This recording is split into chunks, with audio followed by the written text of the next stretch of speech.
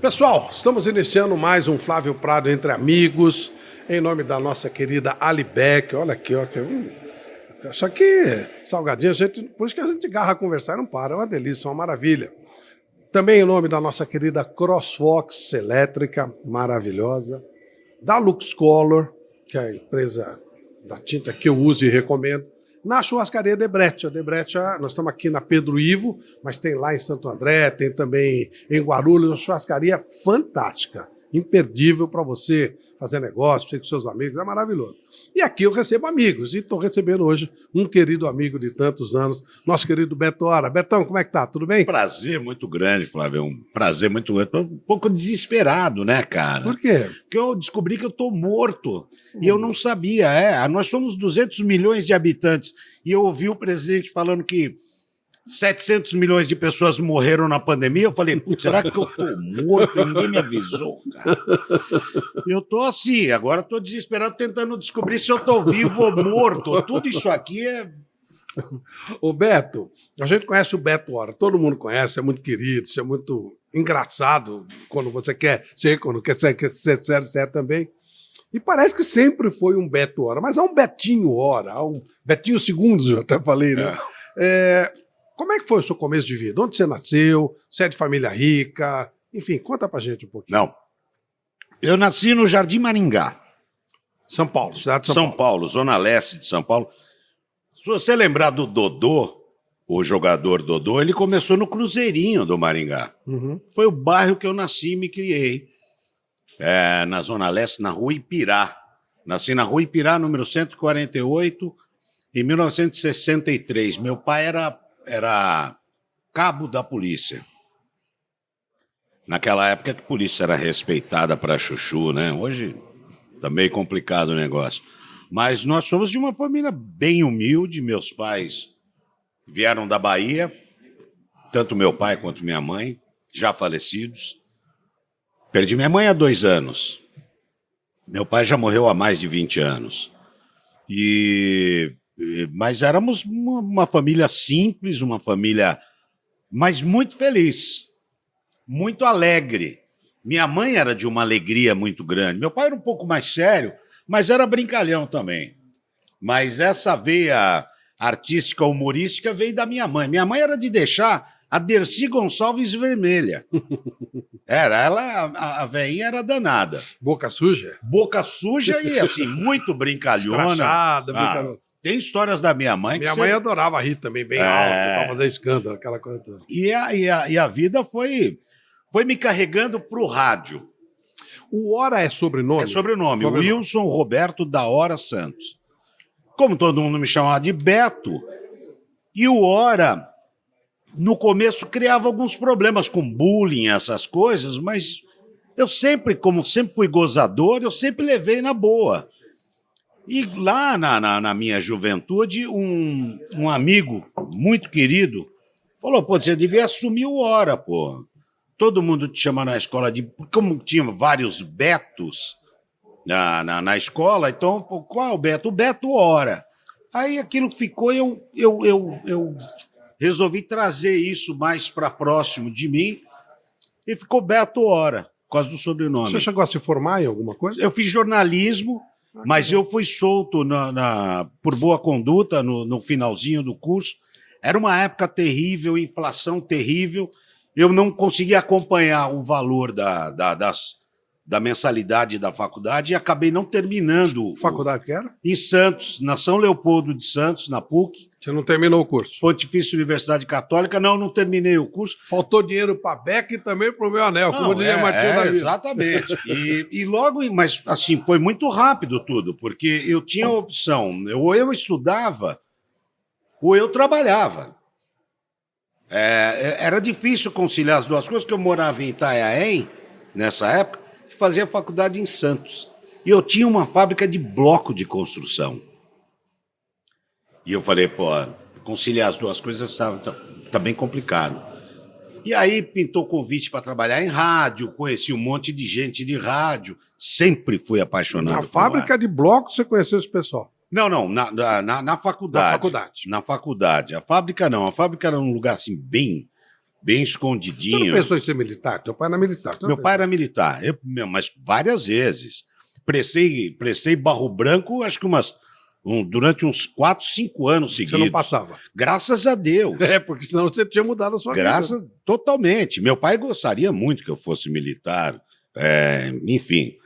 E até que eu comecei a trabalhar com humor, né? Trabalhar com humor, vim trabalhar na Jovem Pan, subi a serra para trabalhar. Na faculdade você era engraçado? Você era o cara engraçado da turma? Pô, a gente tinha um programa na faculdade, Flávio, que era, não lembro o nome direito, acho que era Rádio Matraca, qualquer coisa assim, que a gente fazia já uma brincadeira de rádio no intervalo e fazia palhaçada e era brincadeira interna da faculdade, mas era um negócio maravilhoso, pô. Era de chorar de rir.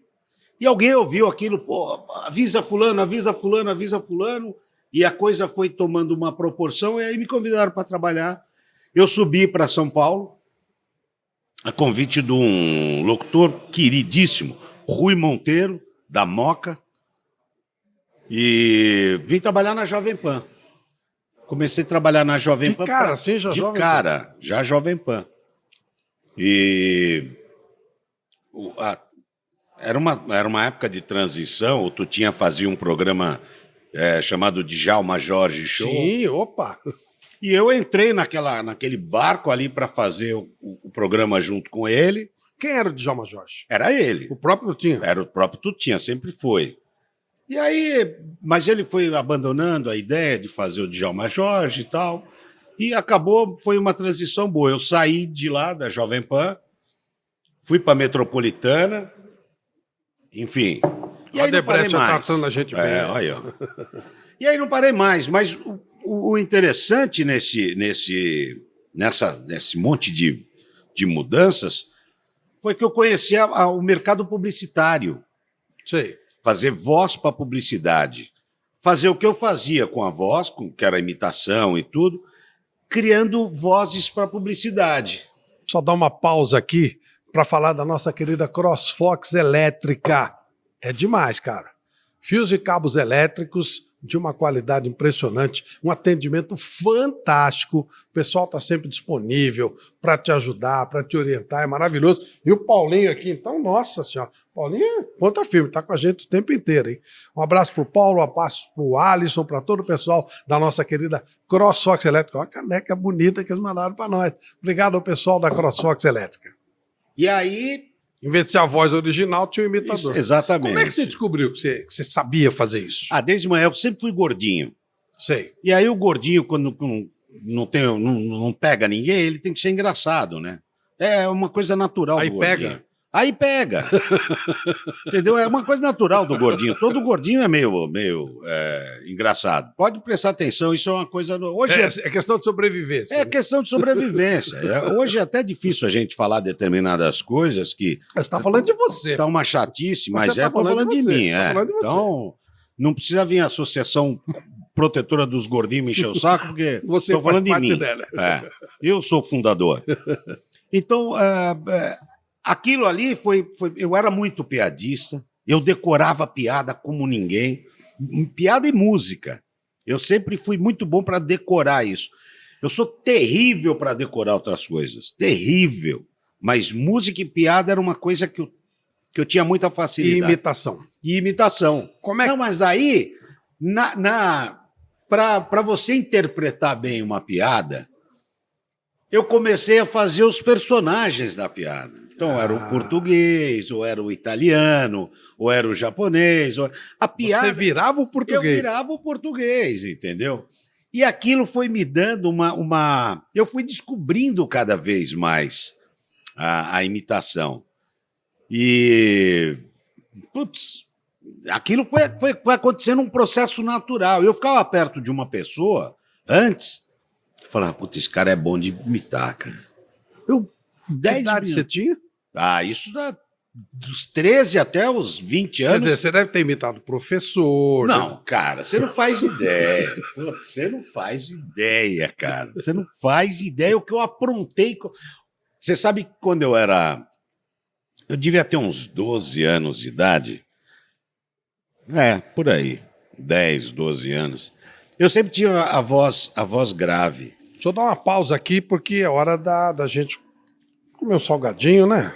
Maravilhoso. A Libec Alimentos é demais, cara. É muito. Essa embalagem aqui é covardia. Você não para de ver nunca, né? Você vai comendo aqui, vai vendo, batendo papo com os amigos, tomando uma coisinha. É muito legal. Pistache, ó. Pistache é demais, né? Muito bom. Esse mix aqui, eu falo sempre. Pegou esse mix, você não para mais. Um abraço, Anacleta, a todo o pessoal da nossa querida Alibec, sempre conosco. Valeu. E aí, eu recebi um convite para sair da escola que eu estudava. Recebeu um convite para Você foi expulso da escola. Fui expulso da escola. Uhum. E aí, cara, mas eu tinha certeza que o couro ia comer se eu chegasse em casa com essa notícia. Porque estudar para os meus pais era uma coisa assim de extrema importância. Claro, mudar de vida, mudar o patamar. Totalmente. Né? Era o caminho, né? Só que quando você é criança, você escuta isso como um blá blá blá. Você sabe, todo mundo já foi criança, sabe como é. Que não escuta direito. Ah, pô, estudar é importante. Todo mundo fala isso. Desde quando eu nasci falam isso. E aí, cara, eu falei, agora se eu chegar em casa com essa notícia, eu tô apertado. O que eu fiz? Eu fui para um orelhão na época, liguei para a escola e conversei com a diretora da escola, fazendo a voz do meu pai. Meu pai era oficial. Naquela época tinha aquela coisa do delegado de quarteirão. Uhum. E tinha uma pequena delegacia em frente à escola, e o meu pai era um dos responsáveis por aquela pequena delegacia ali. Uhum. Era uma coisa bem pequenininha. Eu me lembro como se fosse... Mas era da região da escola. Da região da escola. E aí eu liguei lá, e todo mundo conhecia meu pai. Liguei para a dona Beralda, eu não me lembro o nome dela até hoje. Dona Beralda, como vai a senhora? Tudo bem? Aqui é o Wilson, pai do Wilson Roberto. E a senhora sabe, situação, os meninos hoje são muito mal educados, e não sei. E dei uma debruçada assim, Chavecou. forte na mulher, e a mulher me aceitou de volta na escola. Se seu pai tivesse disso, acho que ele te matava. Pô, ele já deve ter virado umas 3 vezes. Quando contaram pra ele quando ele chegou no céu, ou ele riu ou ele quis voltar. Ele morreu sem saber dessa história. Não, morreu sem saber dessa história. E... Isso é maravilhoso. Isso, não, e Várias várias tá tirando pra molecada aí, mas tudo bem. Não façam isso em casa. Hein? Não, mas e assim como essa, teve várias coisas assim de... pô, já fiz cada um pedir aumento, cara, imitar o chefe para falar com o RH. Ah, tá de brincadeira. Opa! E saiu o aumento? Saiu nada, porque pegaram no meio do caminho, entendeu? E o chefe falou o quê? Não, ele riu, né? Mas assim, é o filho da mãe, sai aqueles palavrões. Mas muito, eu sempre fui assim, muito brincalhão. Eu fiz cada uma, Flávio, que você não faz ideia, cara. Eu já aprontei com tanta gente, que eu vou te contar só uma. O Na Geral começou no ano de 1999. Começa o Na Geral em 2000. Quando teve a virada do ano 2000, logo em seguida a gente estreou forte na Brasil 2000, que era uma rádio que existia, que era da AMB Morumbi, e que tinha o nome Brasil 2000. E foi exatamente neste ano que a gente começou forte na rádio. E, bom, enfim, a gente sempre fazia reuniões no começo. Eu, Lélio e o Zé Paulo, a gente sempre fazia reuniões e tal. E um dia, eu escutei a mulher do Lélio falando para minha esposa que ela odiava o Lélio porque ele ficava de cueca o dia inteiro em casa. Que aquilo era feio. Olha essa. O que eu fiz? Cheguei pro Zé Paulo e falei assim, ô Zé, vai ter reunião na casa do Lélio amanhã, vamos lá? Você passa aqui e me pega? Ah, passo, tá bom. Eles me chamam de baiano, né? Tá bom, baiano, eu passo aí. Zé Paulo parou o carro, eu entrei no carro, e no caminho eu falei assim pro Zé Paulo, Zé, eu preciso te contar uma coisa terrível, cara. Mas eu tô desconfiado que o Lélio é gay. E o Zé Paulo dirigindo, para, baiano, você tá louco. Olha, eu vou te falar uma coisa, vamos fazer uma coisa. Eu tô desconfiado pra caramba, porque faz tempo que ele tá dando dicas, assim, ele pega no meu braço, falando pro Zé Paulo, para, Baiano, você tá louco. Não, Zé, eu tô desconfiado que ele é gay. Vamos fazer uma coisa, vamos tirar a prova. Se a gente chegar na casa dele, ele tiver de cueca, a gente vai embora, tá fechado? Aí tá bom, tá fechado. Chegamos na porta da casa do Léo, ele morava em Osasco nessa época, ali perto do golfe ali de São Francisco. Chegamos na porta da casa do Léo, tocamos a campainha, ele sai de cueca para receber a gente. O Zé Paulo estava entrando no carro para ir embora. Eu falei, Zé, brincadeira, Zé, vem aqui.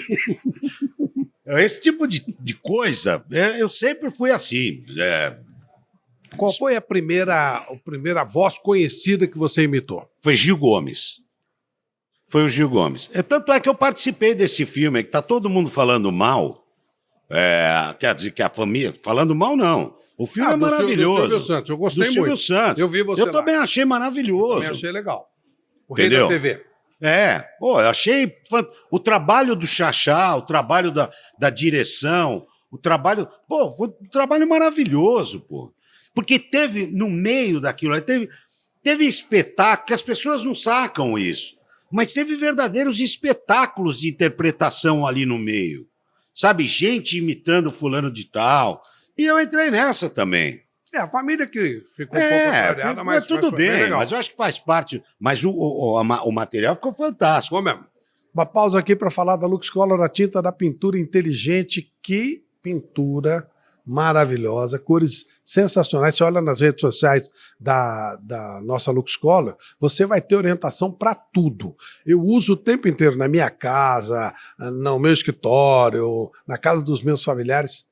Lux Color é a tinta da pintura inteligente. Eu recomendo. Você é inteligente? Usa Lux Color.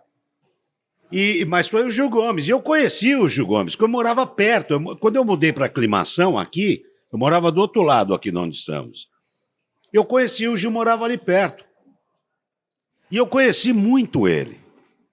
E ele me adorava, era uma pessoa... E eu contei para ele isso e tal. E aí teve um episódio que teve um concurso de imitadores.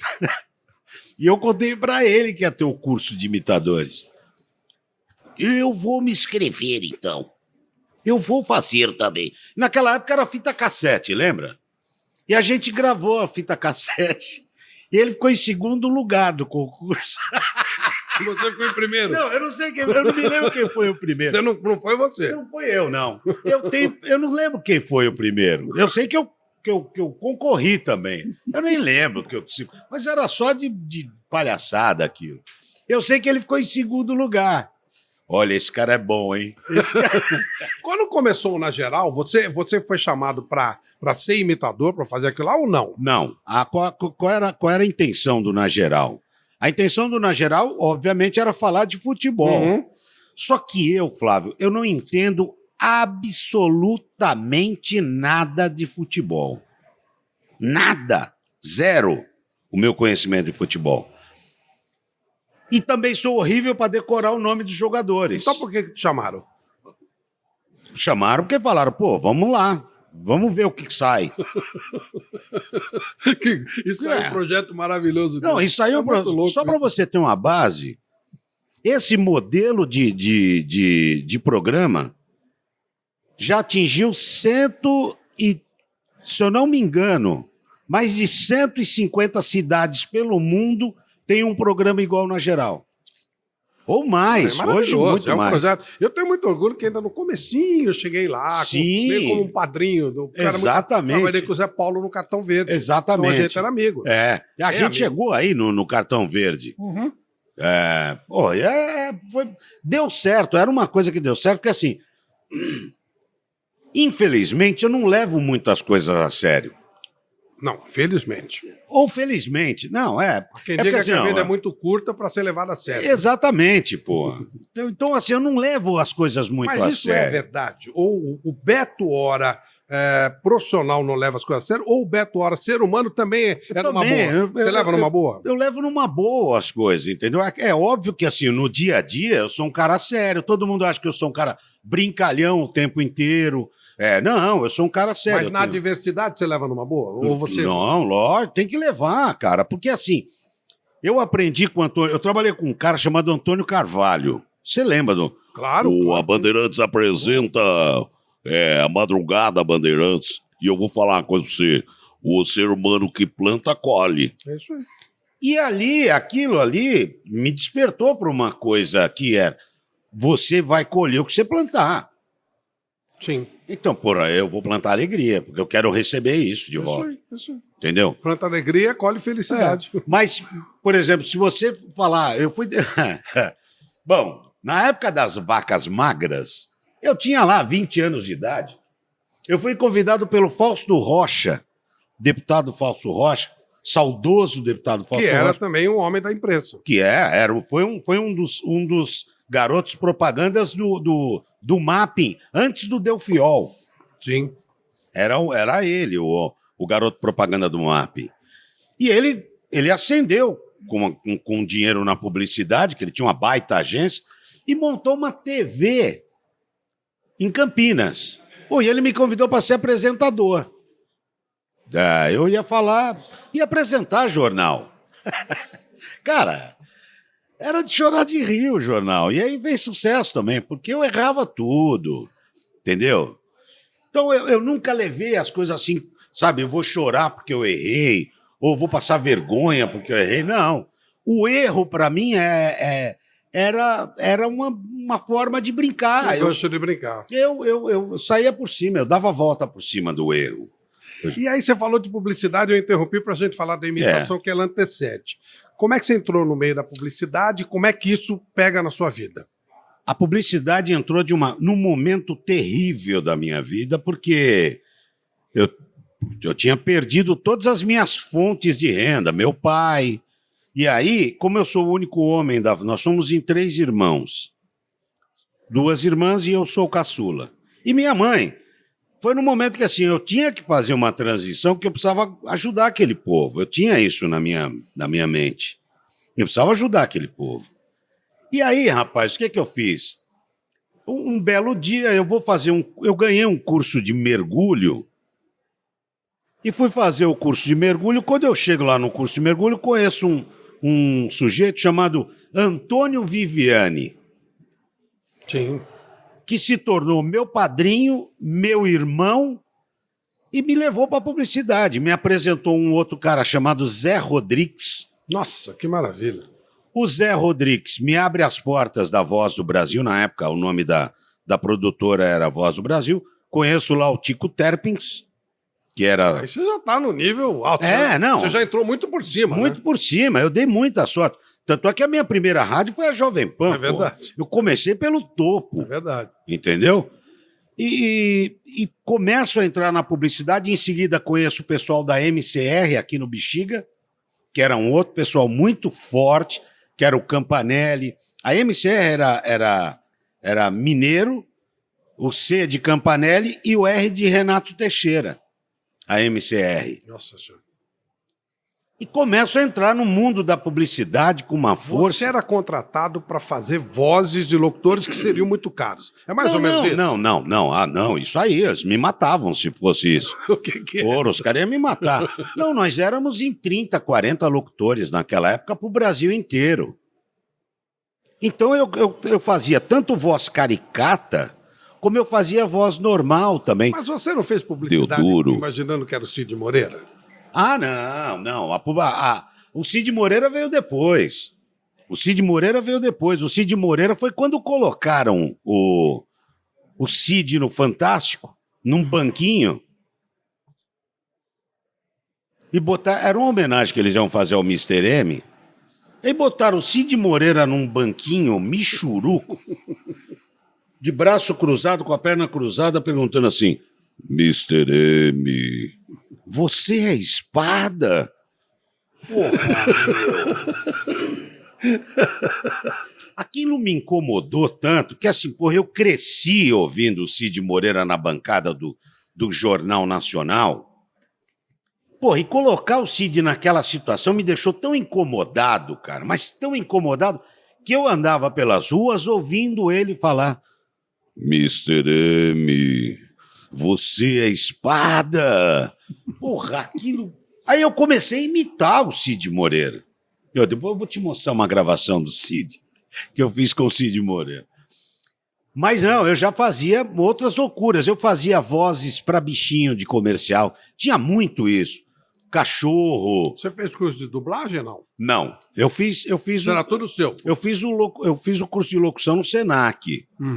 É normal. Deixa eu dar mais uma pausa aqui para falar da Guimarães Aranha. Ó, todo mundo precisa de uma assessoria empresarial, de uma assessoria contábil. Então vou dar a letra para você.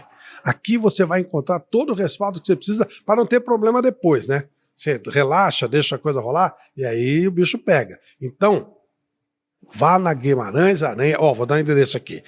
Avenida Imperatriz Leopoldina, número 150. Aí você vai resolver sua vida, não vai ter problema futuro, melhor para você, melhor para todo mundo, não é?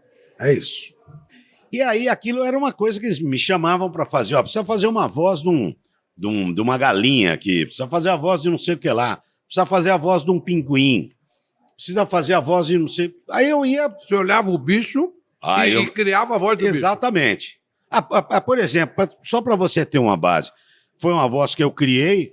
Hoje eles não usam mais, mas foi... Aquelas girafinhas do Girafas eram criação minha. Aquela voz era criação minha.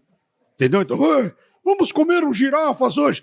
Cale sua boca, eles estão olhando pra gente. Então, eu criava esse tipo de coisa. E era uma coisa muito legal, porque a publicidade estava rolando com um primor no Brasil. E dava uma grana boa. Porra, dava um baita dinheiro. Só que aí o pessoal começou a descobrir isso. Então começou a inflar o mercado. O mercado encheu de gente. Entendeu? E aí você sabe, onde tem muita concorrência, o preço vai cai. diminuindo o valor, claro. Entendeu? E aí a gente... mas eu construí minha vida com isso. Construí minha vida, graças a Deus. Quer dizer, você não é um cara de vender publicidade, você é um cara de... Não, eu amo. Eu amo vender publicidade. Eu amo. Você faz isso também. Também. Não é só a voz. É o seguinte, velho. A gente tem que aprender que no mundo a gente não pode fazer uma coisa só. A gente tem múltiplos talentos. Perfeito. A gente tem talento para fazer milhões de coisas. E a gente tem que aproveitar isso, porque a gente está de passagem aqui. Então esse negócio de você ficar numa coisa só fazendo, te cria uma dependência daquilo. Eu vou te falar para você entender, Flávio. Os artistas antigos, basicamente todos morreram à míngua. Praticamente todos os grandes artistas brasileiros morreram muito pobres. Por quê? Porque eles só faziam aquilo ali. E eu morro de medo de morrer e não deixar nada para minhas filhas. Ou dar trabalho para as minhas filhas, o que é pior. Então eu sempre fiz 30 coisas. Eu também sou assim. Eu fazia show de humor, eu fazia locução publicitária, eu trabalhava em rádio, eu vendia publicidade para a própria rádio. Há 25 anos eu faço isso. Fazia contato com os clientes para... Então, ali eu descobri que a gente tem que fazer isso. Ó, tem uma casa para pintar ali, não tem... Vamos lá, eu ajudo. Ah, precisa consertar um negócio. Vamos lá. Eu aprendi isso com o Reale Júnior. Ele falava assim, ele usava... Nunca tenha todos os ovos numa cesta só, ou não tenha só uma única canoa. Exatamente. E é verdade. Sabe, então eu sempre fui assim, muito de aproveitar a força que eu tinha. Pô, eu não podia ficar numa coisa só, porque aquilo ia me provocar vaidade, Flávio. A vaidade destrói a carreira de qualquer pessoa. E dependência, né, meu amigo? E dependência. Se você perdesse aquilo... Cara, eu vi tanta gente boa se perder por causa da vaidade, de querer achar que era o melhor, de querer achar que era o bambambam. Não tem isso aí. Não existe isso. Ninguém é substituível. Isso aí é certeza absoluta. Entendeu? Eu ouvi muito. O dia que eu sair daqui, essa rádio fecha. O cara saía, a rádio tá aí até hoje. Claro, isso aí é certeza. Sabe? Então, a gente tem que saber. O Faustão falou uma coisa. Falou uma coisa outro dia e é o meu pensamento também. As pessoas se dão muito valor. Sabe? Elas acham que elas são muito importantes e, na verdade, não são, cara. Elas vão embora e o jogo vai continuar Opa. numa boa. Opa, tranquilo. Ninguém vai pular daquela. Eu lembro de uma história que a mulher estava. O marido estava sendo sepultado e o caixão estava baixando e ela ficava gritando: ai, me leva com você, me leva com você, me leva com você. Aí ela pisou na beiradinha, caiu lá embaixo: me tira daqui, me tira daqui. Então que é essa história. Sabe? É bem isso. É isso mesmo. Não tem essa coisa de insubstituível, não tem mesmo. Agora, o mais importante também, Beto, é que nem as pessoas são insubstituíveis, nem os lugares são insubstituíveis. Nem os lugares. A vida cara. segue. A vida segue. Se o cara ficar amarrado em uma coisa só, ele tá perdido. Por isso que ele falou, tem que ter várias, várias cestas. Né? O Tarzan se locomove como? É de um cipó pro outro. É isso aí. E ele se locomove. Por isso que ele tá aí até bem, hoje. Não é? É lógico. Você tem que ter, mas ele não pega o outro cipó sem saber se aguenta ele. Pode claro, ver. claro. Que ele pega o cipó, ele dá uma balançadinha, vê, aí ele vai. É assim. Você tem que ter 3, 4 cipós, cara. É isso mesmo. Pra se segurar. Lição. Qual a sua melhor imitação no seu modo de entender? Cara, eu sou muito chato, sabe? Eu sou muito, muito perfeccionista. Isso é um defeito meu. Eu nunca solto uma imitação sem saber se ela realmente... Sem fazer um comparativo com o original. Mas muitas das imitações nasceram... Eu tenho uma especial que eu amo muito, que é o Pelé. Com justa razão, né? O Pelé... A imitação do Pelé me deu o prazer de conhecer ele. E aconteceu uma coisa incrível, porque foi a primeira pessoa que falou: pô, eu estava vendo o programa e eu pensei que era eu que tenha falado. Pô, você enganar o próprio imitador, o próprio imitado é uma coisa... E é só o Pelé, né? Apenas o Pelé. Ele ligou na rádio. Não, ele foi na rádio, ele ligou, mas depois ele foi na rádio, pessoalmente, e foi um negócio do outro mundo para mim, que aquilo me abriu milhões de portas. Ele sabia disso. Eu tinha muito contato com ele. Ele era muito gentil. Era muito ser humano gentil. Extremamente generoso. E o cara mais humilde que eu conheci na minha vida. Verdade. Mais humilde que eu conheci na minha vida. Eu sei que tem gente que torce o bico pro Pelé por causa do caso, das coisas passadas dele, que não foi erro dele, e eu tenho como provar. Eu sei toda a história, mas eu acho também que não adianta você querer convencer. Não adianta convencer. Não importa. Mas eu vou falar para você, o Pelé, para mim, na minha carreira, foi a pessoa mais importante, sem a menor dúvida. Porque com ele eu aprendi exatamente essa linha de pensamento. Cara, o Flávio, o cara chegou para mim e falou... Eu fiz uma lista de coisas que ele fez. Pelé, você fez 1000 gols, você fez não sei o que lá, você fez isso, fez aquilo. Como é que você encara isso? Pô, eu dei sorte. Você quer uma lição de vida maior que isso? Eu dei sorte? Pô, o cara tinha talento pra caramba. Foi ali que eu descobri que a gente tem que se posicionar no lugar da gente. Mas ele tem uma coisa, o Pelé, eu tive a felicidade de ter muito contato com ele, que era o seguinte: você sabe como é que começou essa história dele da humildade dele, dele ser do jeito que ele era? Não. Seu Dondinho. Então Quando ele começou a jogar bola, molequinho, ele me contou a história. 4, 5 anos de idade, 6 anos, ele era diferente. Lógico. Ele tinha a bola no meio das pernas, e um dia o pai dele vai ver o jogo. O pai dele era ex-jogador, olhou e viu, e ele aí, naquele dia, chapéu, não sei o quê. Quando acabou o jogo, chamou o pai aí, o que você achou? Ele falou: uma palhaçada. Como uma palhaçada? Ele falou assim: isso tudo que você fez, você ganhou de Deus, você não tem mérito nenhum nisso. Você tem a obrigação de aperfeiçoar e transformar isso em alguma coisa grandiosa. Boa para você e boa para as pessoas. Aí. E a partir dali, outra coisa, quando ele começou a se incomodar com a sede, ele falou: Dondinho, seu Dondinho de novo. Você só é o que é graças a eles. Trate essas pessoas bem. Seu Dondinho, tudo seu Dondinho. E aí ele percebeu que ele tinha que usar o talento dele para aperfeiçoar e virar o que ele virou, e fazer o que fez pelo Brasil, mudou a história desse país. Mudou. E ser humilde com as pessoas, porque se não fossem as pessoas, ele não era ninguém. Eu tenho uma passagem com o Pelé que eu nunca vou esquecer na minha vida. Ia ter uma festa junina, eu tenho gêmeas, as meninas tinham 5 anos de idade, 5, 6 anos, não mais que isso. E aí, eu acho que tinha mais um pouquinho, acho que tinha uns 10 anos. E aí a professora ia fazer uma festa junina e precisava levar coisas de gente famosa para leiloar lá, para ajudar a escola e tudo. Ou a escola ou alguma instituição, porque a escola só estudava rico. E aí as meninas falaram, professora, meu pai conhece o Pelé, eu vou ver se eu consigo uma camiseta.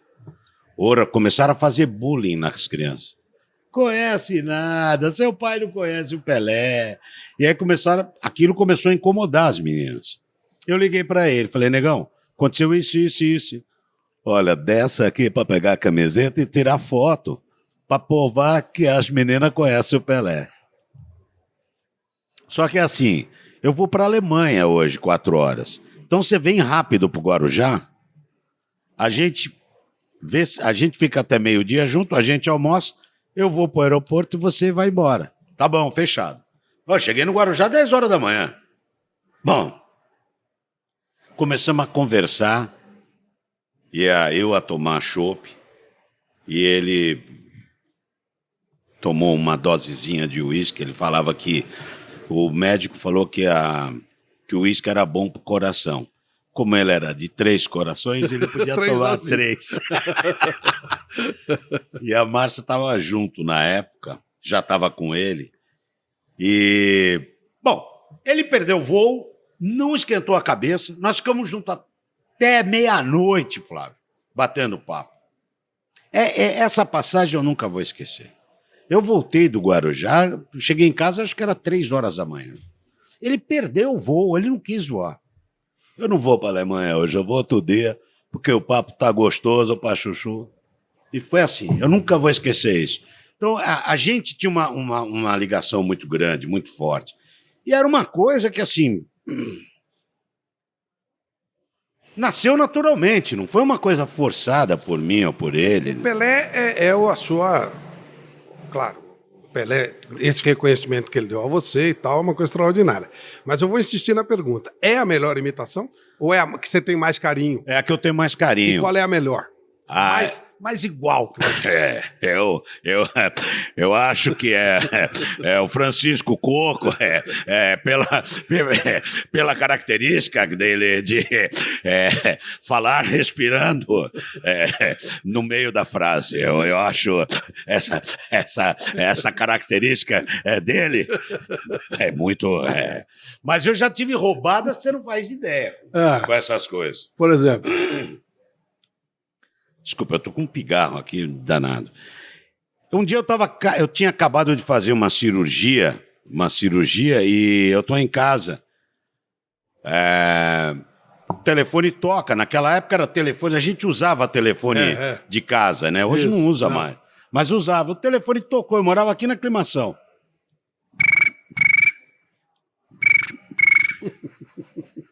Alô?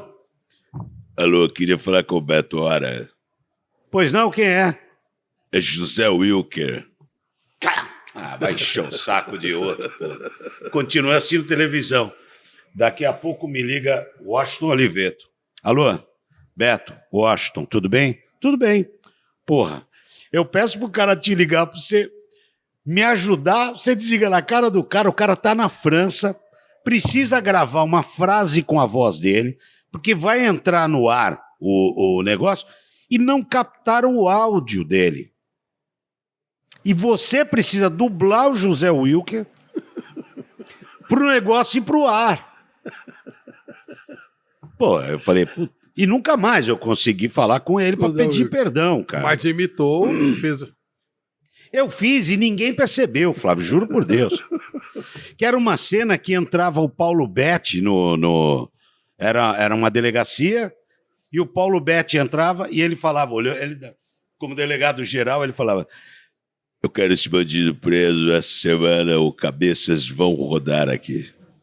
Só isso que eu tenho para falar para você, e pode sair da minha sala.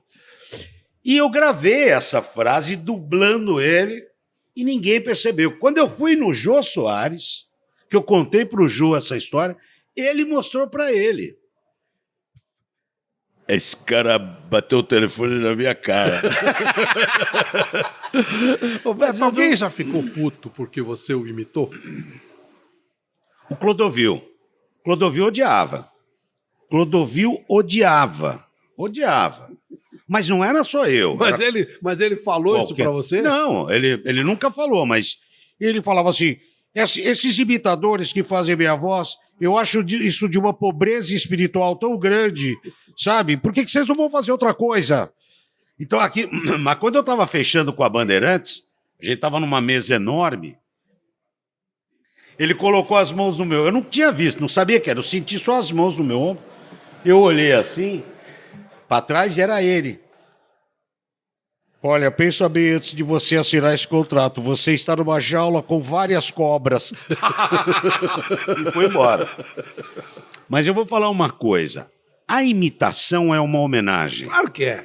Se você não fizer o capo, porque você tem que tomar um cuidado de nunca colocar a voz do cara numa situação ruim. Por exemplo, o Muricy Ramalho é um cara... Eu segui muito. O Muricy é meu amigo, pô. Eu fui numa coletiva uma vez. E eu queria entender por que é que o Muricy era daquele jeito, turrão. Aí ele falou assim, ó, quer saber de uma coisa, meu? Senta aí, em 5 minutos você vai entender por que eu sou assim. Tá bom. Então o Santos a sala de reunião é inclinada como um cinema. Isso. Então fica 4 caras aqui embaixo e 15 lá em cima no café. Aí o primeiro perguntou assim pro Muricy: ô Muricy, por que você, em vez de optar pelo fulano, você não optou pelo fulano de tal? Ah, porque o esquema do jogo era um jogo que tinha que ser mais corrido, então esse jogador tem uma característica ou tem outra. Então eu optei por ele. E eu acabei me dando bem por isso. Esse foi um dos motivos de eu ter colocado ele. Por isso que o resultado foi esse. Nós ganhamos o jogo. Tá bom. Outras perguntas. Aí desce um cara do café. Ô, Muricy, fulano de tal da rádio, não sei o que lá. Por que em vez de você não optar por um jogador tal, você não optou pelo fulano de tal? Porque a sua mãe não quis, meu. Falou desse jeito. E aí eu entendi. Porra, por que o cara não prestou atenção na pergunta ali do cara? Porque ninguém presta atenção na coletiva. É verdade. E aí o cara fica nervoso, o cara tá cansado, nervoso, gritou pra caramba. Aí ele olhou pra mim e falou assim: você entendeu agora, meu? Então aquilo me aproximava muito do imitado.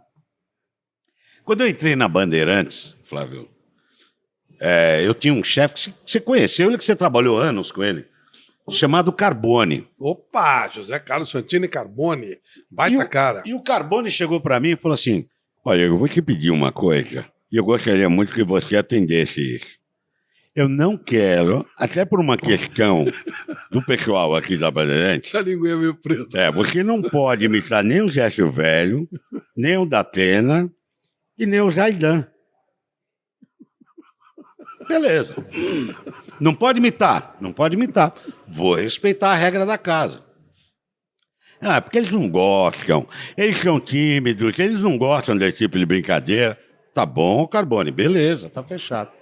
Um belo dia, estava tendo lá o casamento do príncipe, do filho lá dos duques, lá da Inglaterra. Puta casamento gigante. E eu odiava que interrompesse o Na Geral, ou para dar trânsito, ou para falar de acidente, ou para qualquer... Eu odiava. Porra, a gente só tinha 2 horas de programa, espera um pouco, pô. Não, tem que ir agora o boletim. Puta, eu ficava muito prostituto da vida. Aí, tá bom.